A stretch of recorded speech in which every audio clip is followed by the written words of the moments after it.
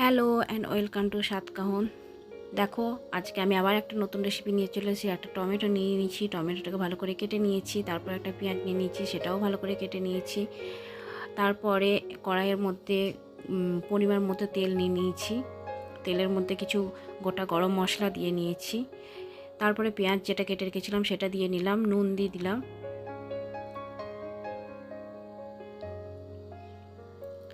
তারপরে দেখো, এখানে আমি মশলাগুলো দিয়ে নেবো।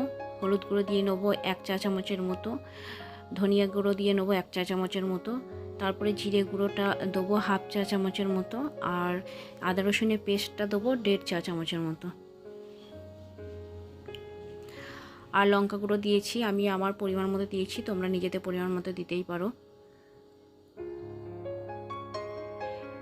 দেখো, এখানে আমার সমস্ত মশলা দেওয়া হয়ে গেছে। তারপর এটাকে ঢাকা দিয়ে আমি কিছুক্ষণ কষাতে দেবো মশলাটাকে।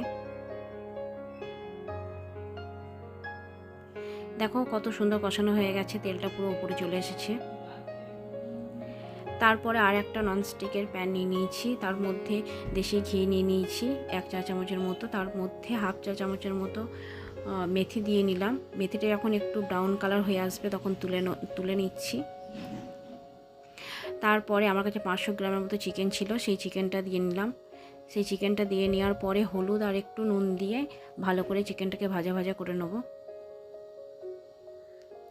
ঠিক যখন ভালো করে চিকেনটা ভাজা হয়ে যাবে তখন এই যে মশলাটা কষিয়ে রেখেছিলাম সেই মশলার মধ্যে দিয়ে দিচ্ছি চিকেনগুলো।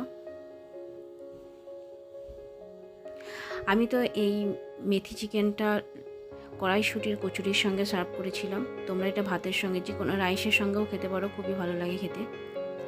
তারপরে দেখো, চিকেনটা আমি এতটুকু পানি ব্যবহার করিনি কো, মাংসতেই যে পানিটা ছিল সেটাতেই রান্না হয়ে গেছে। আমার এই চিকেনটা রান্না করতে মোটামুটি 40 মিনিটের মতো লেগেছে। অবশ্যই লো ফ্লেমে রান্না করবে। তারপরে দেখো, আমি অনেকটা কাসুরি মেথি নিয়ে নিয়েছি, সেটাকে দিয়ে দিচ্ছি ক্র্যাশ করে। তারপরে ঢাকা দিয়ে কিছুক্ষণ রেস্ট রেখে দিলেই রেডি হয়ে যাবে মেথি চিকেন। এরকম সুন্দর সুন্দর ভিডিও উপহার পেতে অবশ্যই আমার চ্যানেলটাকে সাবস্ক্রাইব করতে একদমই ভুলবে না। লাইক করবে আর যতটা সম্ভব শেয়ার করবে।